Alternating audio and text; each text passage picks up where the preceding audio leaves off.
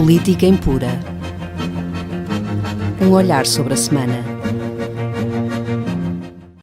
Bem-vindos a mais um Política Impura. Connosco a presença habitual do Henrique Prior. Olá, Henrique. Olá, Olga.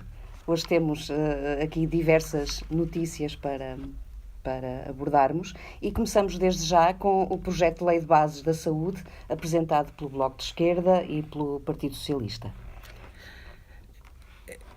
O Bloco de Esquerda resolveu apresentar um projeto de Lei de Bases de Saúde para substituir a Lei de Bases de Saúde de Cavaco Silva, de 91, salvo erro, que permitiria que o Estado funcionasse como financiador dos serviços privados de saúde. E estes se orientassem, obviamente, pelo lucro.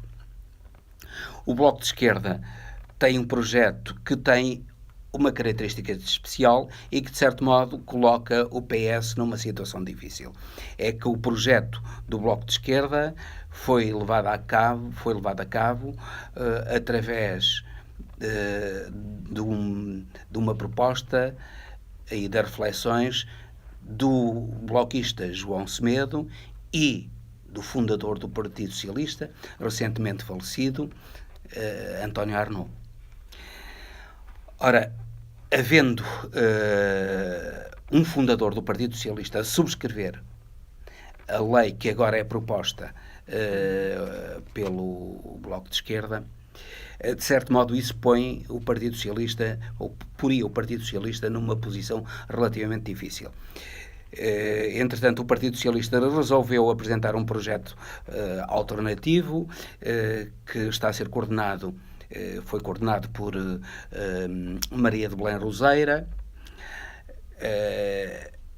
O projeto de Maria de Belém Roseira não altera substancialmente aquilo que era o projeto, ou que era a Lei de Bases da Saúde, que ainda vigora atualmente, de Cavaco Silva, em que o Estado é o principal suporte dos interesses privados na saúde.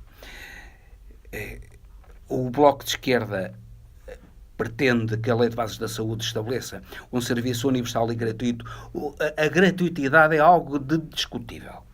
Muitas vezes fala-se do serviço universal e gratuito e não se percebe que o facto do serviço ser gratuito faz com que ele não tenha em conta os custos que ele tem. Sim, para muita gente. Está na Constituição da República.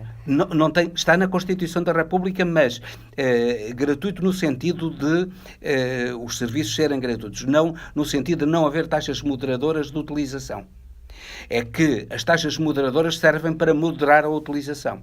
É que os serviços de saúde não podem servir para assistência social. Havia muita gente que ia para os serviços de saúde, para as urgências de hospitais, e vai ainda para as urgências de hospitais, porque, por exemplo, não tem um sítio onde dormir, não tem família, e as urgências dos hospitais inventam uma dor de cabeça para ir para as urgências dos hospitais. Ora, não é isso que deve suceder. Porque ao fazer isso está a retirar o apoio a pessoas que estão realmente doentes e que necessitam desse apoio. E está a utilizar recursos que devem ser utilizados para quem está efetivamente doente e não para fazer assistência social, que não é essa a função do Serviço Nacional de Saúde. Muitas vezes por certa demagogia e o projeto do Bloco de Esquerda enferma isso, quer acabar com as taxas moderadoras, isso é errado. Depois os médicos vão pessoas que estão o tempo que lhes apetece nos hospitais a incomodar os médicos sem absolutamente nada. E isso tem de ser combatido. Henrique, e qual é a posição dos outros partidos relativamente a esta lei de base? Não manifestaram certamente provavelmente a posição do Partido Comunista será de apoiar o projeto de lei do Bloco de Esquerda, eventualmente o PSD e o CDS irão apoiar o projeto do PS. O PS pretende fazer uma lei de bases que una as forças do país, que una a direita e a esquerda. Mas isso é tremendamente difícil porque os interesses são completamente diferentes e a direita aposta essencialmente nos serviços privados, vê a saúde como um negócio, o que não sucede com a esquerda. Sim. Portanto, vai ser tremendamente difícil, não estou a ver como é que o PS vai conseguir esse... Continuamos ainda na Assembleia da República com a baixa da sobretaxa dos combustíveis. Bem, isso foi votado favoravelmente e é lamentável como isso passou. Eu não deixo de lamentar o facto da sobretaxa sobre os combustíveis ter passado.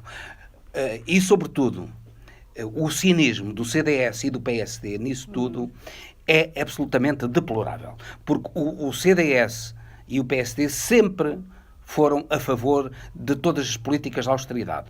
Impostos, mais impostos, mais impostos, sempre foram a favor de todas as políticas de austeridade. E agora...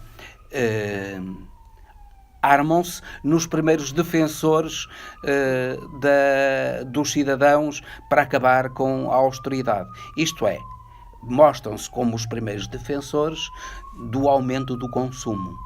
E do aumento de consumo de quê? De um produto que o país importa. E de um produto que polui o país. Que são os combustíveis fósseis, que é o petróleo. Ora, isso é extremamente grave, porque, embora o Partido Socialista tenha dado a garantia de que quando o petróleo, o preço dos combustíveis subisse, retiraria essa sobretaxa, fê-lo erradamente e deve ter percebido que, além das receitas que tal proporcionaria, e ao contrário do que dizem os economistas do PSD e do CDS, essas receitas não afetam, eu já vi economistas encartados e jornalistas de economia que aparecem aí nas televisões a comentar, essa sobretaxa não onera de maneira, ou não onera mais, não é um imposto regressivo, como eles pretendem dizer. E não é um imposto regressivo por uma razão muito simples, ao contrário daquilo que eles dizem. É que quem consome muito mais é quem tem mais riqueza. São sobretudo as grandes empresas que têm gastos de combustível muito maiores. Sim. E gastando elas muito mais, obviamente que o imposto incide mais sobre elas.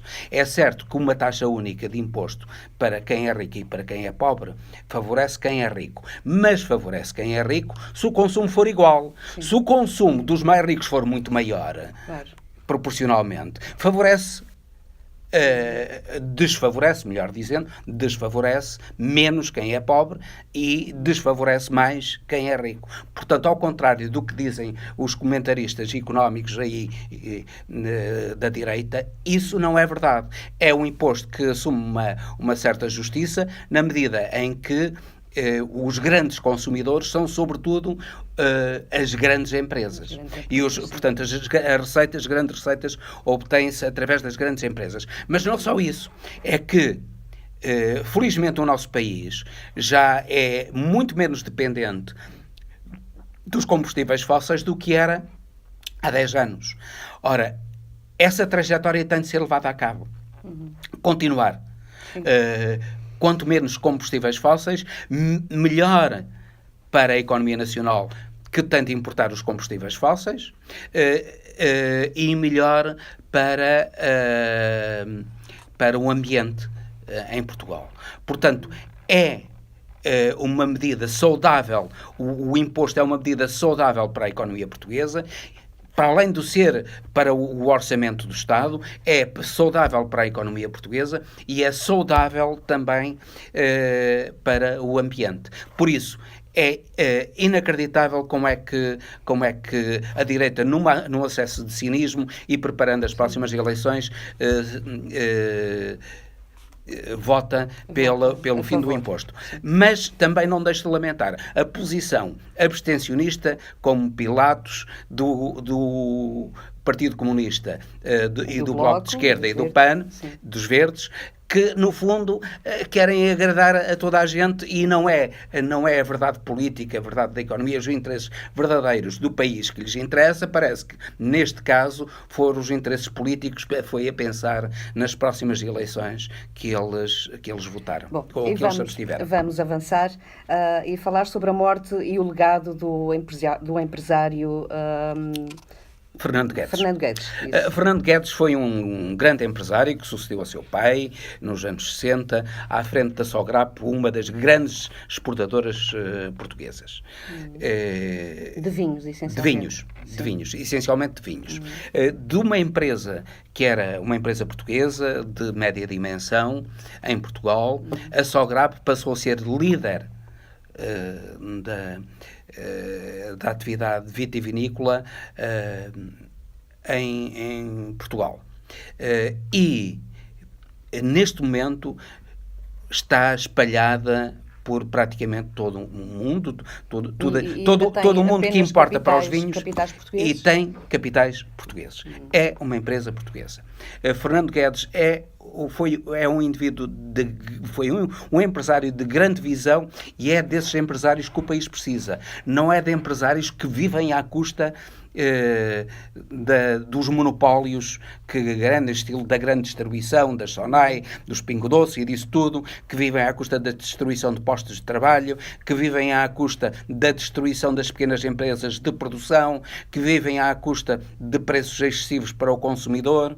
Não é desses que o país precisa. O país precisa é de muitos Fernandes Guedes, porque foi um empresário português de visão que, tendo a possibilidade de vender com grande lucro a sua empresa ao estrangeiro, não vendeu, internacionalizou a sua empresa, tem produtos, o vinho mais exportado, o vinho português mais exportado, que é o Mateus Rosé, é da Sograp, é uma criação de Fernando Guedes.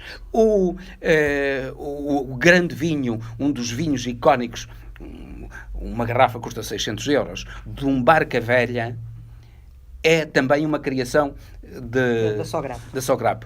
Curiosamente, o Barca Velha, por exemplo, podemos falar do Barca Velha porque é um vinho, repare-se, é um vinho que um empresário poderia ser tentado a produzir muito Barca Velha.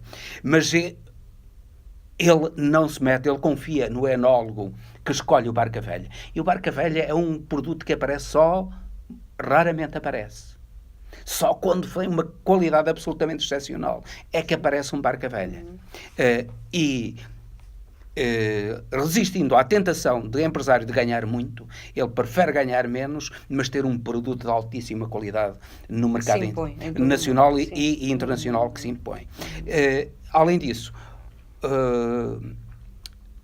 Fernando Guedes e a Sograp sempre tiveram uma política de pagar melhor aos seus trabalhadores, pagar acima da média nacional aos seus trabalhadores, valorizar os seus trabalhadores, valorizar os seus enólogos, os seus técnicos e pagar aos produtores acima até do que as cooperativas pagam.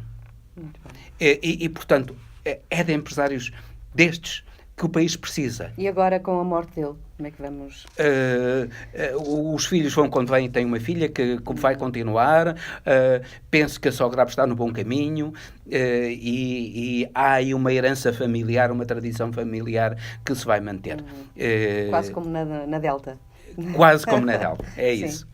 Ok, e agora vamos passar para a Europa e o acordo entre a Merkel e Macron para a reforma da União Europeia e também as decisões do Conselho Europeu sobre esta mesma reforma. Era inevitável este acordo. A União Europeia não podia continuar com o ciclo de crises que afetavam sobretudo os países do Sul e esta reforma impunha-se. Só peca por tardia e peca por haver países do Norte, a começar pela Holanda, que pratica dumping fiscal. Sim. E que atrai empresas que trabalham noutros países, mas eles com o dumping fiscal, com taxas de IRC de 10 ou 12% ou menos que isso, atraem, por exemplo, as empresas todas do PSI 20 estão todas com as suas sedes na Holanda, precisamente porque eles fazem dumping fiscal. Ora, isso é completamente inaceitável. É precisamente por isso que eles têm os orçamentos, às vezes não tão equilibrados como dizem. A Bélgica tem problemas orçamentais graves e às vezes a Holanda também, de certo modo. Mas mesmo assim eles continuam a manifestar-se contra a solidariedade europeia, isto é, aquilo que se decidiu foi criar um mecanismo europeu de solidariedade entre as economias europeias. Por um lado, aumentar o volume dos fundos para combater as desigualdades de desenvolvimento das várias regiões europeias. Por outro lado, criar um fundo para acudir às economias em dificuldades. Pessoalmente tenho dúvidas disso, mas não interessa aqui a minha opinião. Tenho dúvidas que isso resulte em pleno. Haveria outras maneiras de o fazer, nomeadamente dando mais possibilidades aos bancos centrais nacionais de emitirem moeda dentro de determinados limites, mas não é isso. Mas, de qualquer modo, isso que, de acordo com o acordo entre a Sra. Merkel e o Presidente Macron, deve ser iniciado já a partir de 2021. Isso já é um passo em frente. E o que diz o Conselho Europeu sobre isto? Também foi no mesmo sentido. O Conselho Europeu é o Conselho dos Ministros das Finanças Europeus, dirigido por Mário Centeno, e foi no mesmo sentido. Aliás, tendo em conta que a Grécia também beneficiou de uma reestruturação económica, mantendo-se no euro e conseguiu uma saída limpa, agora, de certo modo, foi um pouco forçado, mas conseguiu uma saída limpa que, digamos assim, lava a face da União Europeia face ao seu comportamento para com a Grécia e face particularmente à Alemanha, que foi a grande corruptora da Grécia e a grande causa de todas as fraudes, e Mário Draghi, Presidente do Banco Central Europeu, que estava a controlar as finanças públicas da Grécia e deixou passar tudo e mais alguma coisa, toda a corrupção, todas as falsificações dos orçamentos, deixou passar tudo. E depois armaram-se em grandes defensores das virtudes da racionalidade financeira das nações. Agora, o facto de se avançar aí é bom, não é suficiente. É necessário, era urgente haver, portanto, e isso é efetuado sobretudo através de um orçamento comum na comunidade, mas seria necessário também reforçar o mecanismo europeu de estabilidade que permitisse que a União Europeia se dotasse de fundos que permitissem acudir em momentos de dificuldade às economias mais frágeis em momentos de dificuldade, como se deu com a Grécia, antes de recorrer, em vez de recorrer ao Fundo Monetário Internacional a taxas de juros elevadíssimas, o Mecanismo Europeu de Estabilidade podia ter feito isso. Penso que se deveria avançar até em algo mais profundo, nomeadamente um Fundo Monetário Europeu, que não foi decidido, mas o reforço do fundo do Mecanismo Europeu de Estabilidade já é bom. Não foi levado a cabo, e isso é um certo falhanço, de um seguro europeu de depósitos e de uma harmonização fiscal entre os países da União Europeia. Particularmente uma maior harmonização fiscal e um seguro de depósitos seria muito importante que houvesse em toda a União Europeia e isso não foi equacionado. Esperamos que o venha a ser no futuro. Por outro lado, também não se fez nada relativamente a países que violam aqueles princípios basilares da União Europeia, que são a liberdade e a solidariedade entre os povos. Países como a Itália, como a Áustria, como a Hungria, como a Polónia, estão neste momento a violar as liberdades elementares e o dever de solidariedade e os direitos humanos dos cidadãos, sobretudo dos cidadãos estrangeiros, mas até dos seus. O direito à liberdade está a ser posto em causa na Itália e na Áustria, na Polónia. Sim, o eixo, não é? O chamado aquilo que Matteo Salvini, que é da Liga do Norte, que é um neofascista, claro, o fascismo está mesmo a crescer na Europa. O fascismo, isto é, o ovo da serpente está mesmo a crescer na Europa. E é importante que quem defende a liberdade diga isso mesmo e confronte esses países com essa verdade. Eles, neste momento, são países fascistas ou protofascistas e são o ovo da serpente em gestação. Isso tem de ser combatido.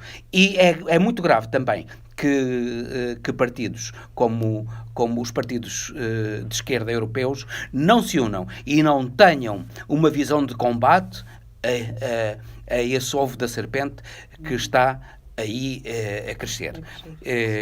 Repare-se que... Aliás, numa última sondagem, o Partido da Liga do Norte está em primeiro lugar. Está em primeiro lugar, o que é gravíssimo. Repare-se, o Partido Democrático fica com o mesmo número de votos, 18%, mas a Liga do Norte está em primeiro lugar. E 60% dos italianos, isso é muito grave, faz-nos lembrar aquilo que sucedeu na aprovação dos alemães com a política de Hitler. 60% dos italianos estão a aprovar a política de Matteo Salvini contra os refugiados. Uma política absolutamente indigna. Estavam barcos a afundar-se. Havia 629 pessoas que corriam o risco de morrer em pleno mar. Esta semana, mais 200 corriam o risco de morrer em pleno mar. E Matteo Salvini recusou-se a recebê-los no porto mais próximo, que é isso que são as leis marítimas que o obrigam. Agora um escândalo com o Trump e os refugiados. Com o Trump e os refugiados, sim. No fundo, com a separação, as crianças metidas em jaulas. É algo, é uma regressão dos direitos humanos que a Europa, que neste momento é e tem de se assumir integralmente como o grande defensor das liberdades e da solidariedade a nível mundial. Trump está a levar a cabo uma política neofascista. Também. Aliás, não é à toa que ele saiu do Conselho dos Direitos Humanos das Nações Unidas. Não é à toa que ele saiu do Conselho dos Direitos Humanos de Israel. Para a Gáudio de Israel. Israel, que ainda agora praticou atentados gravíssimos aos direitos humanos na faixa de Gaza. E não nos esquecemos que Israel pretende limpar a face.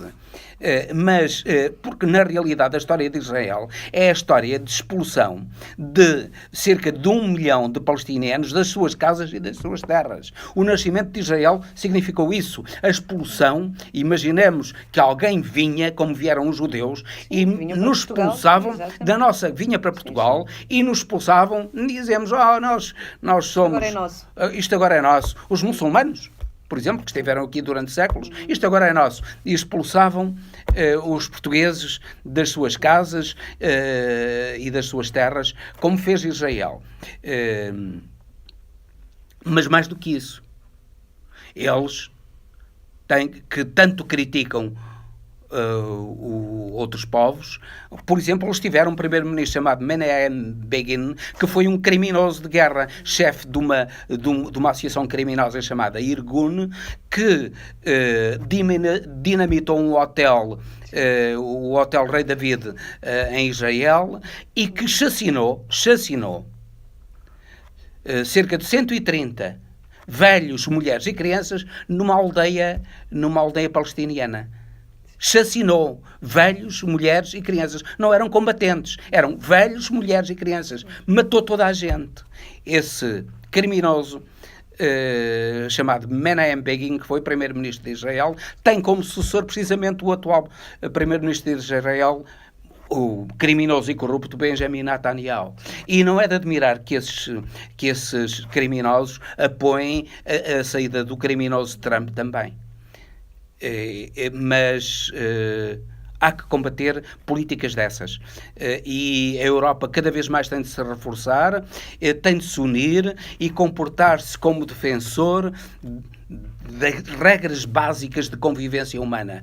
Sócrates dizia que eu não sou ateniense, eu não sou grego, eu sou cidadão do mundo. Nós somos cidadãos do mundo. Nós somos mulheres e homens.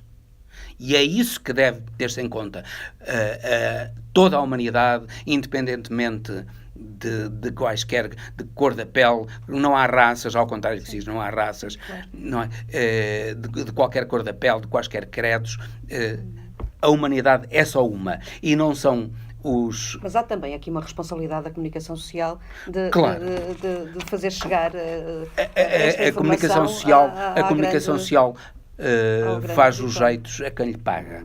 Infelizmente, a comunicação social deixa muito a desejar em termos éticos e essa mudança na comunicação social é urgentíssima. São urgentíssimas leis que impeçam que a comunicação social seja um transporte não só de notícias falsas, como de lavagem, de mecanismos de lavagem de cérebro das pessoas. O caso... Isso também é importante aqui, o Política Impura. Por isso, é uma alternativa às notícias. É precisamente uma alternativa a essas notícias que nós pretendemos levar a cabo.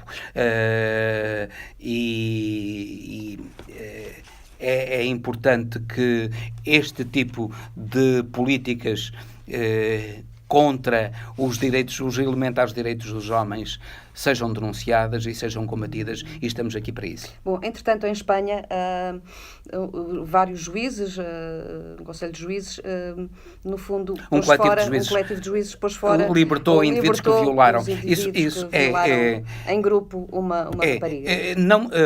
Infelizmente... Estiveram 2 anos? Presos, sim, mas indivíduos que são reincidentes. Ainda por cima. Que são reincidentes. E violaram um grupo chamado A Manada, 5 indivíduos, chamado A Manada, o que demonstra que são indivíduos, provavelmente são indivíduos bovinos, não são humanos, são bovinos. Violaram uma rapariga. Em conjunto. É gravíssimo que os tribunais espanhóis tenham agido dessa maneira. A violação é um crime vulgaríssimo, infelizmente vulgaríssimo no mundo, e tem de ser combatido com firmeza. E as autoridades espanholas mostraram exatamente o contrário contra o sentimento geral da população e contra aquilo que devem defender, que é os direitos humanos e a justiça. Também tivemos alguns casos, mas não foi tão grave. Não foi tão grave. Não foi tão grave. É caso para perguntar quem julga os juízes. É importante que se estabeleçam mecanismos de julgamento dos juízes. O caso brasileiro, por exemplo, é um caso gravíssimo. Os juízes atuam em roda livre. A corrupção é enormíssima no Brasil. Eles atuam em roda livre segundo uma agenda partidária e os interesses económicos. E isso é essencial, estabelecer esses mecanismos de controle dos juízes para que tal não suceda. Henrique, e agora, muito rapidamente, para fechar, vamos falar sobre o Mundial de Futebol. O Mundial de Futebol, há uns anos, quando eu era menino e moço que jogava futebol, nós chamávamos à tática do Fernando Santos como o jogar na retranca. Os italianos tinham uma coisa que era o catenaccio, que eles punham-se todos à defesa e depois, quando viam a outra parte distraída, avançavam e lá marcavam um golo. É um pouco é um novo Catenaccio que o Fernando Santos e muitas outras equipas estão a utilizar com bons resultados. Infelizmente, o espetáculo do futebol perde um pouco com isso, mas ganham-se campeonatos. Portugal está, enfim, está a ter para já um desempenho razoável, embora as exibições não convençam, mas irá à fase seguinte, o que é ótimo. O candidato a campeão do mundo. Não sei, há equipas muito fortes, e pese embora a Espanha ter perdido, ter empatado connosco, tem uma boa equipa, e estranhamente a Croácia também tem uma excelente equipa. É preciso, e a Alemanha também, vamos lá ver. São equipas fortes, de certo modo a Itália não, a França, mas são equipas fortes, são todas candidatas a ser campeãs. Mas atenção, este jogo da retranca de Portugal pode ser que dê resultado. Já deu no Europeu e pode ser que dê resultado agora. Esperamos que sim. Esperamos que o futebol seja uma festa, claro. Embora sem esta obsessão que vemos nas televisões, nos meios de comunicação social. Sobretudo nas televisões, que está a ser autenticamente obsessivo. Mas é importante que seja uma festa de convivência entre os povos. Claro. Obrigada, Henrique. Obrigado, eu, Olga. Até ao próximo Política Impura. Política Impura. Um olhar sobre a semana.